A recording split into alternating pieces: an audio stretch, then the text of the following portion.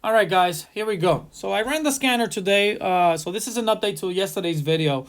I ran the scanner today, but the only problem I'm having with the scanner is it took 11 minutes before it gave me the data. It's kind of annoying.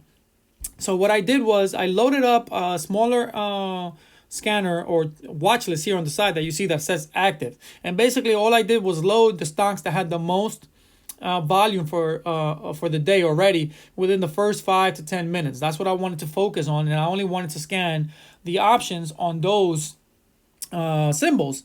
However, it still took over 11 minutes for the system to give me an actual list, and it only pulled up NVIDIA, and which was kind of annoying because I wanted to see the volume on the rest of them, and I even tried running it on the iPad, but it did not work. Thinkorswim actually has limits set for us, and I wasn't really aware of that. So when I loaded it here, you see I loaded the watch list or slash the scanner on the bottom here, but it just did not load at all. It was just not loading here. It wasn't loading on the iPad. It didn't load on my phone because it's demanding a lot of the system, a lot of memory. So it just wasn't working. So what I did was I alternatively, so as you can see here, the 165s, once the NVIDIA's 165s had a lot of volume going into the day. 444, we had the 170s. We had a couple of these that were doing well today. So I checked them out, and the prices were actually really good if we got them early. So the 165s I tried out, they were actually doing well today. So they started today. Let's take a look here.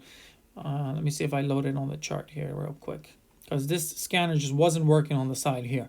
But let me go ahead and load it into the chart real quick. Where are they? 165s here. All right. So when I load it on the chart, this is what it looks like. If we get these early enough. So as you can see here, these things went as low as 7 cents, but they opened at 32 cents today. So catching these early is key, because this thing hit the pivot today, and that was it for it, So once NVIDIA hit that pivot, that top pivot, forget it. It was over for these positions. So you had to, and that's why I use those pivots as my target areas, because that is where you have to kind of take that profit. So this thing opened at 32, hit a high of... what was the high? About $1.20 or 30 cents or something like that. And then once it hit that pivot, it was over. These things are coming right back down. But definitely getting into these early, if you see the volume coming in, you see that the volume is excessively aggressive and way above normal, those are the ones I want to be playing in. And obviously, you can come in and look at the volume overall. So as you can see here, you see 6,000, 8,300. So those 6250s look like they have a lot of volume as well. I just didn't get the indications from the volume average column, which is where I want to see. So as you can see here, I just loaded it on the options chain so that it loads a little bit faster, and it did. And it worked out a little bit better. But this is what happened after that. I got this custom expression subscription limit exceeded. I didn't even know we had these limits, and now it wasn't loading. So to make it alleviate the system a little bit, all I did was shorten the amount that the system would show me to just 14 or 20. And that way they load a little bit faster, and you'll see a little bit more of them actually start to load up.